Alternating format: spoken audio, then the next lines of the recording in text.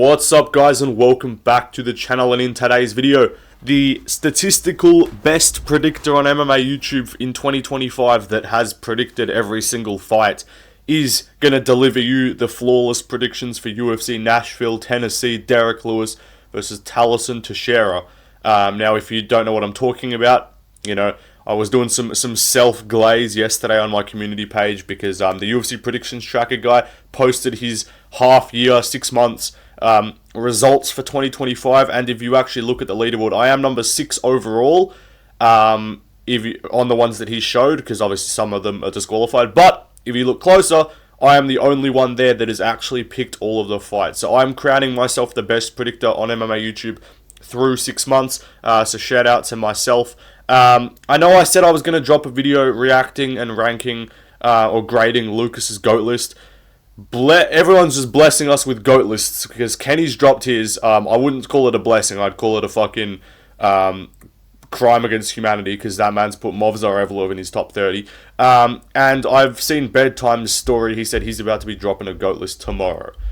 So at the time of recording, at the time of you watching this, Bedtime's GOAT list will probably be out. So what I'm going to do is I'm going to do the predictions today, and then the next video is going to be a reaction and ranking of all these GOAT lists, because it's kind of like Lucas has done a really good job at dropping just the most outrageous GOAT lists ever, which forces everyone else to make their own GOAT list, to be like, this guy's dumb as hell, and then they all succeed in also making a really shit GOAT list, such as Kenny putting DC at number 3, and Movsar Evlov at number 27 on the greatest of all time list. You know, Lucas put Armin at 18 and Peter Yan at 9. So there's been some interesting GOAT lists flying around. So I will be dropping my own updated GOAT list at the end of the year, because unlike Lucas, I don't have just immense amounts of recency bias that causes me to change an entire greatest of all time list in a sport that spans 30 years.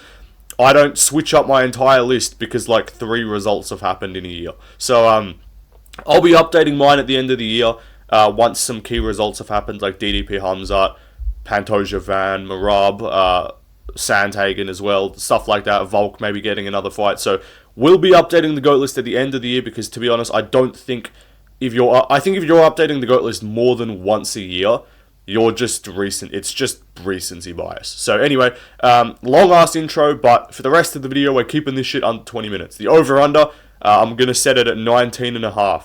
You let me know in the comments, did I go over or under? Anyway, let's get started. Alright, I ain't breaking this shit down, bro. I'm not looking up their records, I'm not doing any of this. Fatima Klein's coming off a win. She's alright. She was like somewhat hyped as a prospect coming into her debut and lost to Jasmine Jasdavicius, but Jasmine's actually quite good as far as women's fighters goes. Melissa Martinez is more attractive, meaning she's going to lose. That's as far much of a breakdown as you're going to get. She's like minus 1,000 favourite. I don't know why the odds are that high on women's MMA. They never learn, but it is what it is. Anyway, let's move on. Next up, Mike Davis is going to smoke Mitch Ramirez. This is like as big of a step down in competition as you can have. As an unranked, like someone in the comments, I'm probably not thinking of a lot of them, but like someone in the comments, name me a bigger step down than Mike Davis going from Fares Ziam to Mitch Ramirez. This man got finished badly by Thiago Moises. Thiago Moises is fucking washed. He got KO'd by Jared Gordon. This dude's a CP victim, Mitch Ramirez. He's a Moises victim.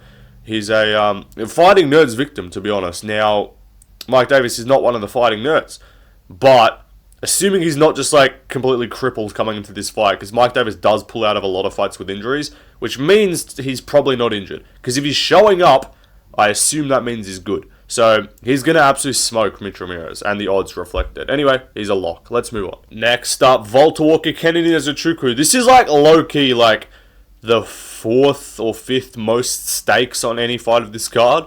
Maybe even more. Like, if we're looking at this card, this has more stakes than, like, most of the fights above it. Like, if we're going to the full card order, like, this has more stakes than the Klein fight, than the Ramirez fight. It has more stakes than Lauren Murphy's retirement. It has more stakes than Matthews versus Chitty. It has more stakes than Griffin Matthews. It has more stakes than... Obviously, the number 1 stakes on the card is Junior Taffer versus Taco Tacos. It has more stakes than Patrino Lane. it's not as fun of a fight, but it has more stakes divisionally than Landwehr Shahier, because the winner of this fight's probably going to be ranked because how shit heavyweight is. I think one of them might already be ranked. Am I wrong? Let me double. We have to check this moment. I know Volta's not, because he fought. I know they randomly, because they cut Rosenstrike and then randomly just ranked Don'Tale Mayes, and I was like, oh, they're doing it so that when Volta Walker wins, he'll be ranked. But no, they didn't even rank him. So, okay, no, he's not ranked. Kennedy, he was ranked. I think Rizvan bumped him out or something like that. So Kennedy's no longer ranked. Oh no, because Kennedy was going to fight Badai, and then he pulled out. And so I think they just ranked Badai instead when he beat that random Kyrgyzstan dude. But this is actually like kind of... Why am I low-key hyped for this shit? Like, this is like striker versus grappler to the highest level. Or no, to the I should say to the lowest level in terms of their skill. But like to the extreme of like... Volta Walker has put all his points into submission, like into heel. Volta Walker's dumped all his points into heel hook offense. And then Kenan Nzechukwu's just dumped all his points into like... size and frame with like minimal grappling stats, and then like a few like stats in terms of like power, I guess. I think, okay, now Volta Walker's an underdog, and I think he's not a bad underdog to pick, but I don't want, like, I know all the fights that are happening, because when the fights are announced, I make my prediction in my head. Like, I might change this from time to time, but usually I stick with my vibe. When I saw this announced, I was like, yeah, Kennedy probably finishes in Volta Walker's a blob. Like, that was my initial reaction. So, just because I do think the line's a bit inflated, that doesn't mean I'm going to change it. Now, people get on my ass and say you never pick underdogs. I don't actually check the odds before making predictions. I don't pick fights based off the odds. I pick fights before the odds even come out, because the odds don't come out until like 2 weeks before the fights. And then I'm like, oh, okay, yeah. Like, for instance, Jose Ochoa, I think he's going to beat Asuel Mabayev. He's probably going to be underdog, but if he's probably going to be an underdog. But if they make him a fucking favourite, I can't do much about that, can I? Like, if I've got my picks in my head, I'm not just going to be like, nah, bro, just going to change my pick because he's not an underdog. Like, that's not going to work. I'm not doing that. Like, Jose Delgado opened as an underdog against Haider Emil. I was like, bro, people are bugging. I'm taking Delgado. And then he just becomes a favourite. So I'm like, oh, well, I'm picking a favourite, I guess. But, like, that's what I mean. So, I do think Kennedy wins. He might just get blobbed and taken down. Even though Span lost to Cortez just beat with an asterisk. I thought it was a robbery, but he had a competitive win over Sergey Spivak, who is decent as far as heavyweights go. If we compare that to Volta Walker, who's subbed literal, like, now light heavyweight, cutting to light heavyweight junior Taffer, and then Don'Tale Mayes, who's cut from the promotion. Just because his heel hook maxed his way to 2 wins there, I'm not going to forget about this dude getting, like, bitched on the feet by Lucas Bershki. Now, Kennedy's mid, and I don't think he's very good, and I'm not going to pick him to beat anyone talented at striking. But I think Volta Walker's, like, shit enough on the feet to where even if he does get, like, takedowns, I don't think he subs him, like, immediately. Kennedy's, like, kind of big and strong. Maybe he's just low IQ. Like, look at him. He looks like one of the types that would have a lower IQ, but I don't think Kennedy's that shit to just immediately get subbed with the first takedown. That's my thing. Now, yes, he lost to OSP.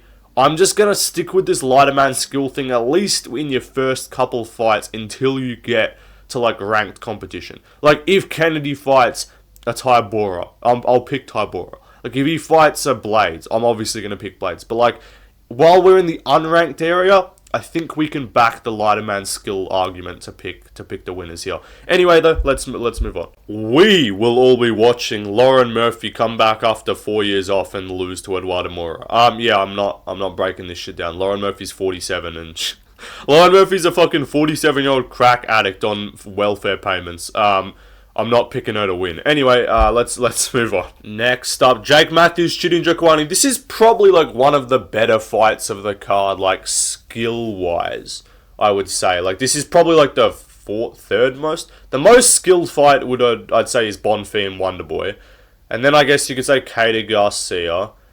And then it's probably this. Like, this is more skilled, I would say, than Shahier Landwehr, because Landwehr's shit. Like, he's fun, but he's not, like, technical. So, like, this is one of the higher level fights of the card. The card order actually pisses me off. This is, like, a thing. I need to do there needs to be more examples for me to do it. But like this card order thing, they changed 318. They kind of fixed it a bit. It's still kind of dumb. For some reason, they don't want Vettori and Costa at the same presser. Or Vettori and Allen at the press conference when they literally have beef.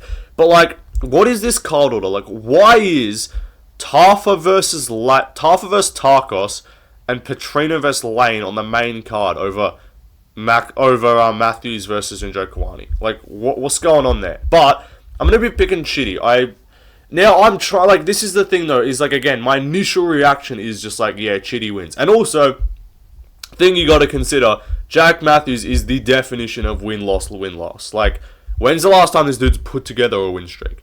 He might have got 2 in a row because he fought fucking lightweight Francisco. He fought blown up featherweight Francisco Prado. Like, Prado's the size of a featherweight, just with like density. He's the frame of a featherweight, but just dense.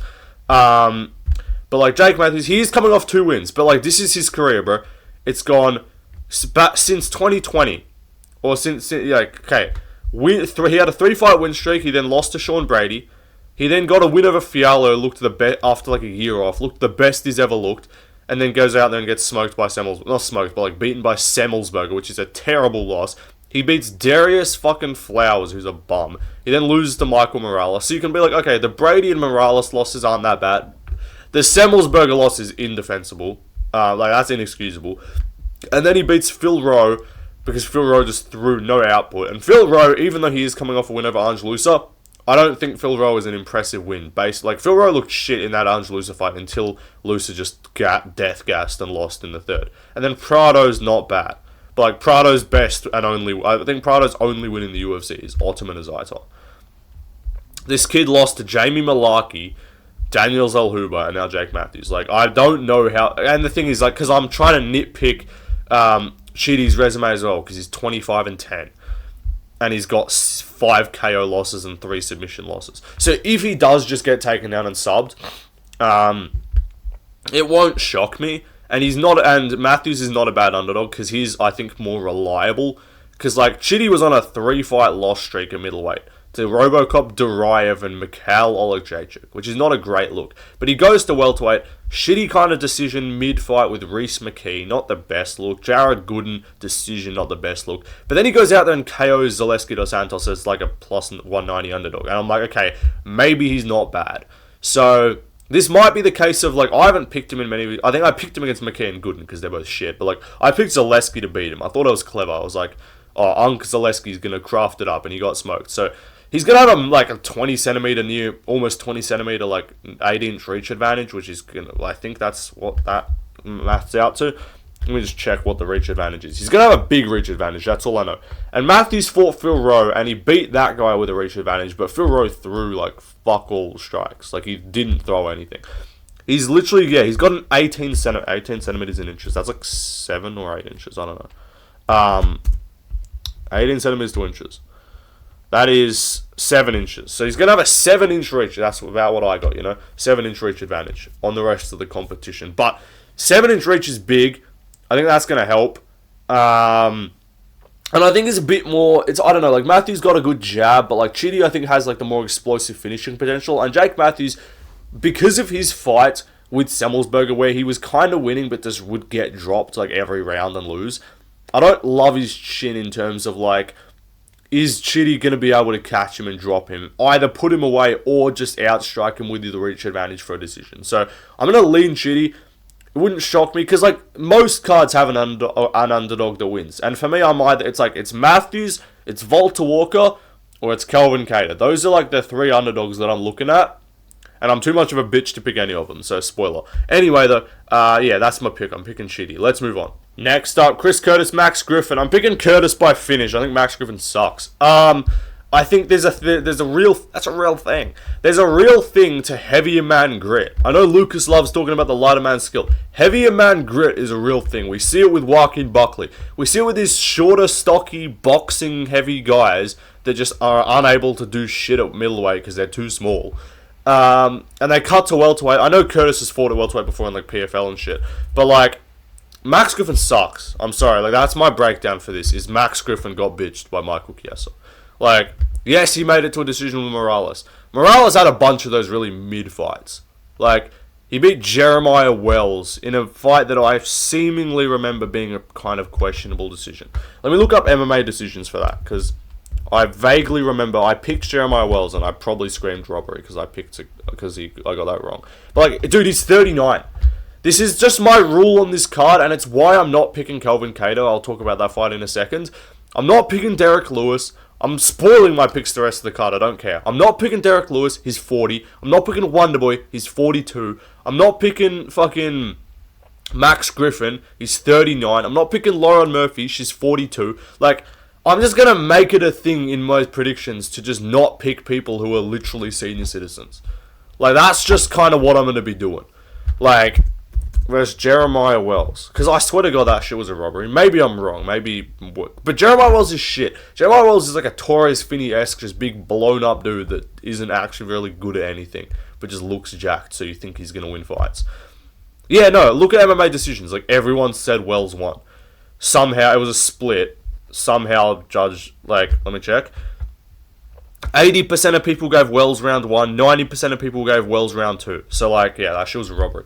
Anyway, I'm picking Curtis via heavier man grit. Let's move on. Next up, Junior Taffer, Taco Tacos. This is the people's main event. This is some John Cena versus fucking Roman Reigns or whatever type shit. I don't even know. I don't watch John Cena versus The Rock. I don't know. I don't watch WWE. I'm not a child.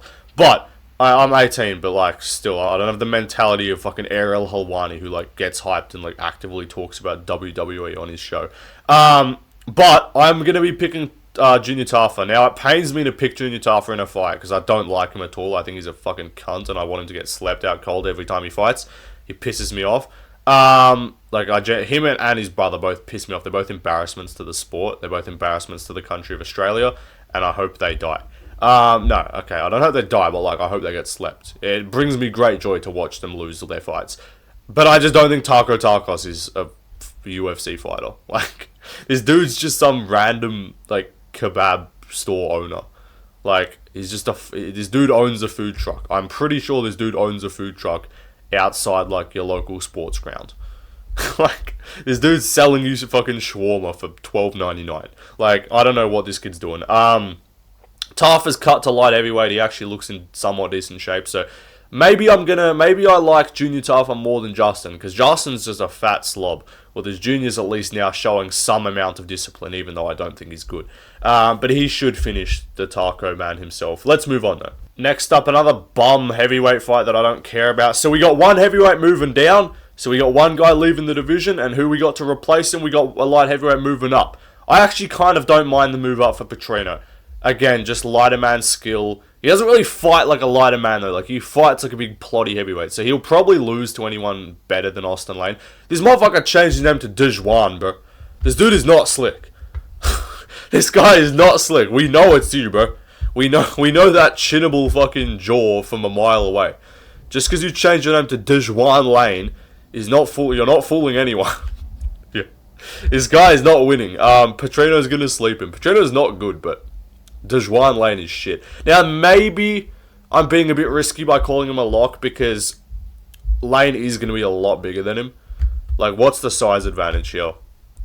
Lane's 10 centimeters taller. He only has 7 centimeters more reach. That's not that much. So, I think Lane's going to look taller than this suggests. Like, it's 10 centimeters. Like, that's like 3 inches or whatever. 3-4 inches. I think it's going to look more than that. Like, I think Lane is going to look like a much bigger person. And he does have moments in some of his fights. Like, he did actually crack Mario Pinto, but this dude just has no chin. Like, you can't pick this dude to win confidently, ever. Anyway, let's move on. Next up, Shahier versus Nate Landwehr. That's my French enunciate. Shahier. That's how the French say it. Oui, oui. Shahier's going to sleep Nate Landwehr. I don't know if he's going to sleep him. I think he's going to finish him. I am a Shahier believer, and I don't know why, because he keeps losing, and I just keep thinking this guy's good. Maybe he's just, like, technique and, like, aura maxing his way to, like, I don't know why, him beating some literal unranked bum, like, no longer in the UFC Italian in his day. Like, this dude's kind of got some aura when he gets going in France. He's kind of mid, so he might lose, because Landwehr is tough, but Landwehr's also, like, really old.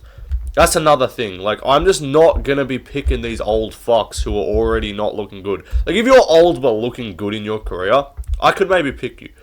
When you're not looking good in the first place and you're also 37 years old, I'm not picking this dude. Like, he's going to be a little bit bigger than Shahier. He's a physical dude, Landwehr. Like, he can kind of impose his will, he has a win over David Onama, who's ranked. But that's the thing with him, is like, you can never really trust him, because like, he goes out there and gets absolutely bitched by Doo Ho Choi and gets like quadrupled on strikes. But he also KOs Jamal Emmers, who I thought was really good. But again, he can just get in the pocket and chin you. Dan Ige pieced him up pretty easy. I think this is going to look similarly to the Dan Ige fight. Kind of, dude, similar to his size, similar sort of frame to him, a little bit smaller, crisper boxing, and I think he's going to get dropped. I think if it's not a decision, if it's not a finish, like a TKO sort of finish, because I don't think his chin is as good as it was, I could just see him kind of getting dropped to like losing a decision. But he is good, but I think to beat Shahier, you got to either rob him like Chepe Mariscal, because Chepe should not have won that fight, or you got to really out-technique him like Nathaniel Wood. Nate Landwehr has never out-techniqued anyone in their life. And he is chinnable. Like, Landwehr does have KO losses on the record, I believe. Like, if I'm looking at his Sherdog, he got chinned by fucking Herbert Burns, if I'm not mistaken, which is a terrible look. So he is droppable. This is not some, like, oh my god, we've never seen this guy even in trouble, like, damage-wise. He got dropped badly by David Onama, got dropped twice by Dan Ige. So I'm just gonna not trust him. Like, he's got 3 KO losses on the record. He's built a resume as like this, oh, I'm gonna come forward and you're gonna not be able to do anything. Like, he got KO'd. He's allergic to knees, so maybe chuck a flyer if they've got method of victory props. Chuck a flyer on Shahier by knee KO, because that's how he's been done twice. Anyway, let's move on. Next up, Kelvin Kada, Steve Garcia. This is probably the closest fight of the cards for me, because it's like, has Garcia beaten anyone really good? No. And is he just a maraudy sort of Pavlovich-y style of just like come forward and swing big meaty hooks and then he either KOs you or he's just mid? Like, do I rate Garcia? That's my question. It's like, I kind of have to look at his record and be like, alright, how much do I rate Garcia? And then how much do I think Kelvin Kada's washed? Like, do I think Kelvin Kada is like fully, completely hung out to dry, laundry's done, like fucking Chris Paul in 2025? Like, is he just fully washed, or is he like got a bit left? Has he still got a bag, Kelvin Kada, how old is he? How old is this kid, Kelvin Kada? Kid's 37, so that's not too bad. It's not like he's 40, like some people on this card. But it's just like 4-fight loss streak. It's just tough. Now, like, that is also the vibe, though, is like, how many guys end up on 5-fight losing streaks? Like, you usually see the kind of Unk still got it moment in this situation, which is like the vibes pick is Kada. But, like, logically, I can't pick someone on a 4-fight loss streak to beat someone on a 5-fight KO streak. Like, even if the 5-fight KO streak hasn't actually beaten anyone that good. But, like, the Melky Costa win's not bad. Like, the Melky Costa win, pretty dominant, is a solid win. Smoke and Sung Woo Choi in a minute. Kyle Nelson's been on a bit of a streak. Like, Kyle Nelson ain't bad. Like, he's been winning some fights. He was on a 3-fight win streak before this fight.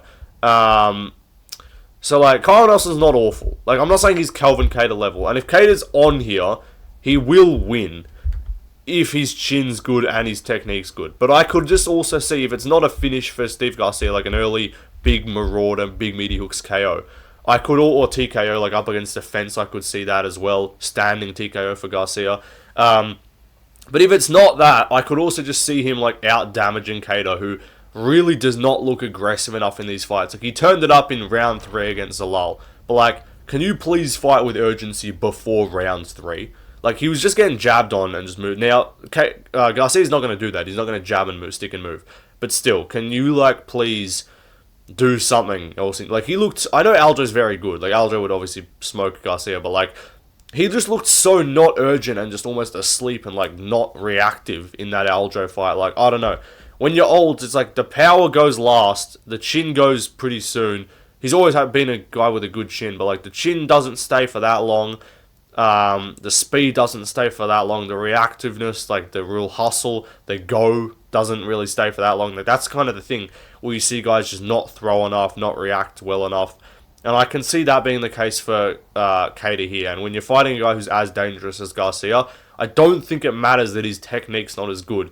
If you're just going to kind of shell up a little bit and like take a minute to react, I can see a standing TKO. I can see even an early stoppage via just bad body language for Kada. So I'm not surprised if Kada wins this fight.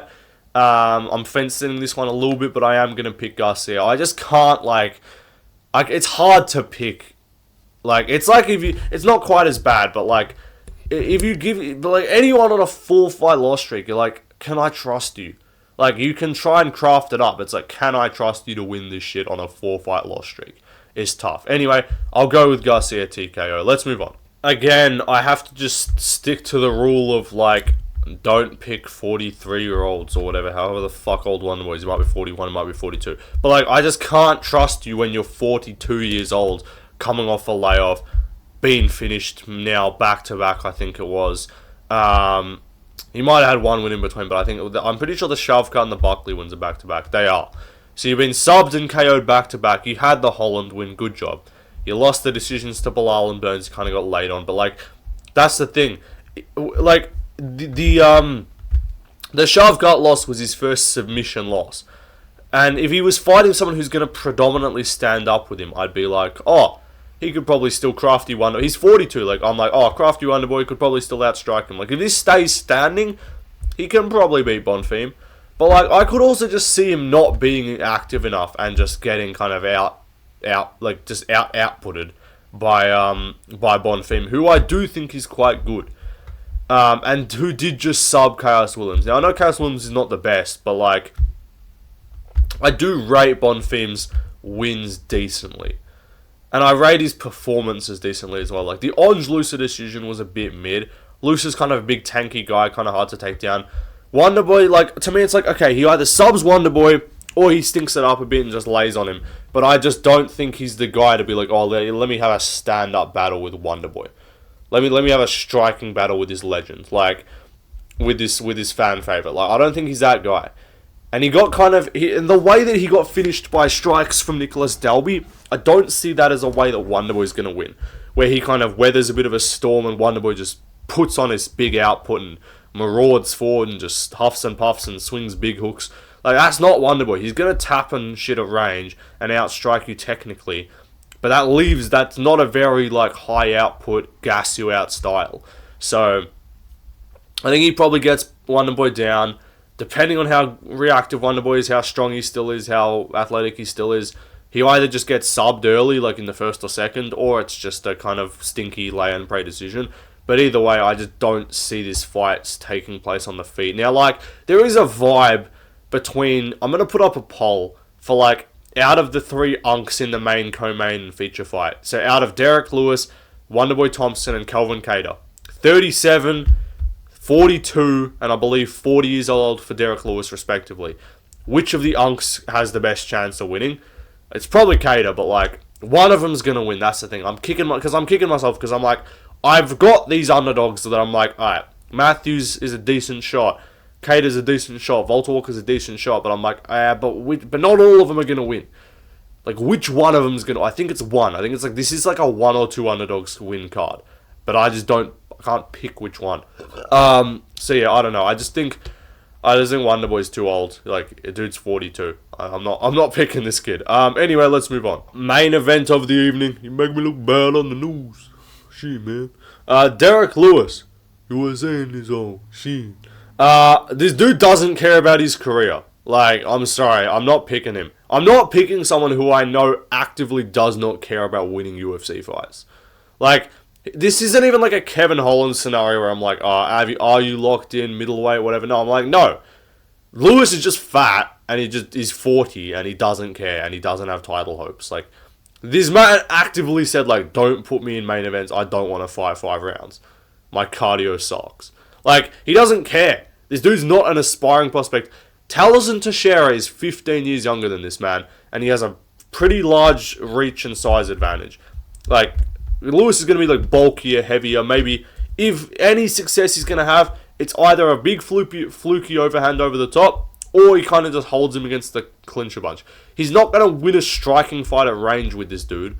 That's not going to happen. He's not going to out-technically box Talison Teixeira, who's got a fucking 83-inch reach. Talison's got a 10-centimeter reach, so like 3.5-inch reach advantage, but he's going to be so much taller. He's 10 centimeter taller. Again, Lewis is a pretty big dude, but I think Teixeira is going to just look so much like taller than him. I think we see a similar thing with that Taffer fight / the Tuivasa fight for Derek Lewis, except this guy actually has the frame to punish him in the clinch. Like, I think we see a Talison Teixeira clinch-based knees and elbows TKO.